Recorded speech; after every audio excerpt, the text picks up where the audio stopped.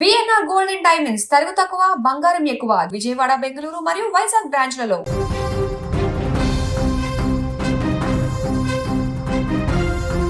దేశవ్యాప్తంగా ప్రభుత్వ ఉద్యోగాలు ప్రవేశ పరీక్షలలో వరుసగా వెలుగు చూసిన పేపర్ లీక్ ఘటనలకు చెక్ పెట్టేందుకు కేంద్ర ప్రభుత్వం కీలక అడుగు వేసింది. పేపర్ మాఫియా పైన జీరో టాలరెన్స్ పాలసీతో ముందుకెళ్తున్న కేంద్రం తీసుకువచ్చిన పబ్లిక్ ఎగ్జామినేషన్స్ సవరణ బిల్లుకు పార్లమెంట్ ఆమోదం తెలిపింది. పార్లమెంట్ లోక్సభలో ఆమోదం పొందిన ఈ బిల్లు తాజాగా రాజ్యసభలో కూడా వాయిస్ ఓటు ద్వారా ఆమోదం పొందింది. దీంతో దేశంలో పోటీ పరీక్షల నిర్వహణలో మరింత ట్రాన్స్పరెన్సీ, అకౌంటబిలిటీ తీసుకురావడమే కేంద్ర ప్రభుత్వం లక్ష్యంగా కనిపిస్తోంది. గత కొన్నేళ్లుగా దేశంలో జరిగిన పేపర్ లీక్ ఘటనలు లక్షలాది మంది విద్యార్థుల జీవితాలను తీవ్రంగా ప్రభావితం చేశాయి. ఒక పరీక్ష కోసం నెలలు కాదు, కొన్ని సందర్భాలలో సంవత్సరాల పాటు ప్రిపరేషన్ చేసిన అభ్యర్థులు చివరి నిమిషంలో పేపర్ లీక్ కారణంగా మళ్లీ పరీక్షలో రాయవలసిన పరిస్థితి ఎదుర్కొన్నారు. దీంతో విద్యార్థులలో నిరాశ, ఆందోళన పెరిగింది. ఈ నేపథ్యంలో కేవలం శిక్షలు పెంచడమే కాదు, మొత్తం పరీక్షా వ్యవస్థను మరింత సెక్యూర్, క్రెడిబుల్గా మార్చాలనే ఉద్దేశంతో కేంద్రం ఈ సవరణ బిల్లును తీసుకువచ్చింది. ఇందులో fast track investigation, special task force, వేగవంతమైనటువంటి విచారణ వంటి అంశాలను కూడా ప్రాధాన్యమిచ్చారు. ఇక ఈ కొత్త చట్టంలో అత్యంత కీలకమైన అంశం శిక్షలను భారీగా పెంచడం.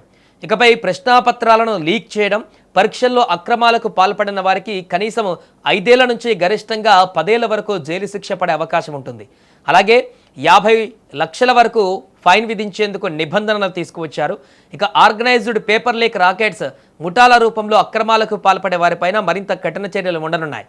అలాంటి కేసుల్లో కనీసం 7 ఏళ్ల జైలు శిక్ష, 10 కోట్ల వరకు జరిమానా విధించే అవకాశం కల్పించారు. ఇది ఇప్పటి వరకు అమలులో ఉన్న చట్టంతో పోలిస్తే చాలా కఠినమైనటువంటి శిక్షగా భావిస్తున్నారు.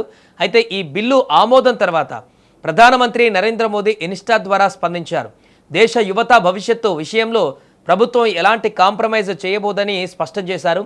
దేశంలో విశ్వసనీయమైనటువంటి పారదర్శకమైన పరీక్షా వ్యవస్థను నిర్మించడమే ప్రభుత్వ లక్ష్యమన్నారు. టెక్నాలజీని పూర్తి స్థాయిలో వినియోగించి పరీక్షల నిర్వహణను మరింత సెక్యూర్ చేయాలని, పేపర్ లీకుల వెనుక ఉన్న ముఠాలను పూర్తిగా నిర్మూలిస్తామని తెలిపారు. విద్యార్థుల కష్టం, ప్రతిభకు న్యాయం జరిగే మెరిట్ బేస్డ్ సిస్టమ్ కోసము ఈ చట్టం కీలక మైలురాయిగా నిలుస్తుందని ప్రధాని పేర్కొన్నారు. మరోవైపు కేంద్ర హోంమంత్రి అమిత్ షా కూడా ఈ బిల్లును స్వాగతించారు. యువత భవిష్యత్తును రక్షించేందుకు మోదీ ప్రభుత్వం తీసుకున్న అత్యంత కీలక నిర్ణయాలలో ఇదొకటని తెలిపారు. పబ్లిక్ పరీక్షల క్రెడిబిలిటీని దెబ్బతీసే వారికి ఇకపై ఎలాంటి మినహాయింపులు ఉండవని స్పష్టం చేశారు. అయితే బిల్లుపైన పార్లమెంట్లో రాజకీయ వాదోపవాదాలు కూడా జరిగాయి. ప్రతిపక్ష పార్టీలు కొన్ని అంశాలపైన అభ్యంతరాలు వ్యక్తం చేస్తూ సభ నుంచి వాకౌట్ చేశాయి. అయినప్పటికీ బిల్లు పార్లమెంటు ఆమోదం పొందింది. అయితే ఒక చట్టం రావడం మాత్రమే సరిపోతుందా అనే చర్చ కూడా మొదలైంది. విద్యా నిపుణుల అభిప్రాయం ప్రకారం కఠిన శిక్షలు తప్పనిసరి అయినప్పటికీ అదే సమయంలో ప్రశ్నాపత్రాల తయారీ నుంచి పరీక్ష నిర్వహణ వరకు ప్రతి దశలో digital security, data protection, real time monitoring, audit mechanism కూడా బలోపేతం కావాలి. పరీక్షా కేంద్రాల పర్యవేక్షణ, సాంకేతిక భద్రత, అధికారుల బాధ్యులపైన కూడా సమానంగా దృష్టి పెడితేనే పేపర్ లీకులను పూర్తిగా అరికట్టడం సాధ్యమవుతుందని నిపుణులు అభిప్రాయపడుతున్నారు.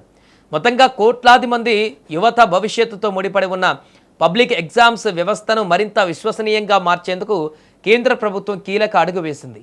ఇకపై పేపర్ లీకులు, పరీక్షల్లో అక్రమాలకు పాల్పడే వారికి కఠిన శిక్షలు తప్పవనే స్పష్టమైనటువంటి సందేశాన్ని ఈ చట్టం ఇస్తుంది. అయితే ఈ చట్టం అమలు ఫలితం ఎలా ఉంటుందో, అమలు ఎంత కట్టుదిట్టంగా జరుగుతుందో, పేపర్ మాఫియా పైన ఎంత ప్రభావం చూపుతుందో అనేది రానున్న రోజుల్లో తేలనుంది.